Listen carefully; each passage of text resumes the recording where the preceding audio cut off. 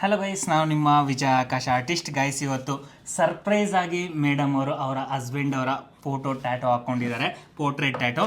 First ಹೇಗಿದೆ tattoo ಅಂತ first ನೋಡೋಣ ಬನ್ನಿ ಗೈಸ್. ನೀವು ನೋಡ್ಬೋದು ಸರ್ಪ್ರೈಸ್ ಆಗಿ ಈ ಒಂದು ಅದ್ಭುತವಾದ ಪೋರ್ಟ್ರೇಟ್ ಟ್ಯಾಟೋ ಹೇಗಿದೆ ಅಂತ ಕಮೆಂಟ್ ಮಾಡಿ.